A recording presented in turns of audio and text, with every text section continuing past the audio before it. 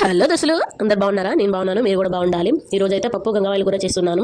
దాని ప్రాసెస్ ఏంటో ఇప్పుడు చూపిస్తాను, చూసేయండి. మరి గంగవాయిల కూర కట్టెలు 2 తీసుకున్నాను, కందిపప్పు 1 కప్పు, దానిలోకి సాల్ట్, వెల్లుల్లిపాయలు, పచ్చిమిరపకాయలు, టమాటాలు, ఎండుమిరపకాయలు తీసుకున్నాను, పసుపు, కరివేపాకు, జీలకర్ర తీసుకున్నానండి.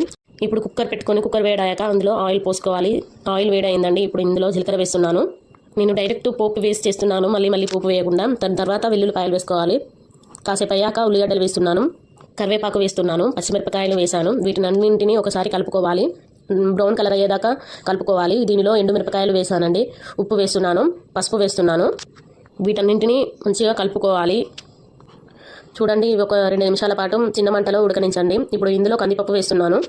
కందిపప్పు వేసి ఒక 7-8 నిమిషాల పాటు చిన్న మంట మీద ఉడకనించండి. ఇది మంచిగా ఆయిల్లో డీప్ ఫ్రై కావాలి. ఇప్పుడు ఇందులో ఆకు వేస్తున్నానండి, గంగవాయిల కూర ఆకు. ఈ ఆకు మంచిగా నీరు వస్తుంది. ఆకులో నుంచి నీరు మొత్తం ఇనికే వరకు గ్యాస్ పైన ఉడకనించండి చిన్న మంట మీద. అప్పుడే కూర అనేది టేస్ట్గా ఉంటుందండి. ఇప్పుడు ఇందులో టమాటాలు వేస్తున్నాను. టమాటాలు అయితే నేను 2 టమాటాలు తీసుకున్నాను, చిన్న కట్ చేసుకొని వేసుకోవాలి. వీటన్నింటినీ మంచిగా కలుపుకోవాలి. ఇది చిన్న మంట మీద ఒక 10 నిమిషాల పాటు ఉడకనించండి. ఇప్పుడు దీనిలో కారం వేస్తున్నాను, 1/2 టీ స్పూన్ కారం వేస్తున్నానండి. ఇప్పుడు ఇందులో కారం వేసాను కదా, అది మంచిగా కలుపుకొని ఒక గ్లాస్ వాటర్ పోస్తున్నాను దీనిలో.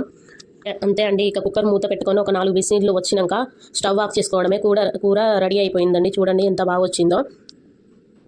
మీకు కనుక ఈ వీడియో నచ్చినట్లయితే like, share, subscribe friends. Bye అండి.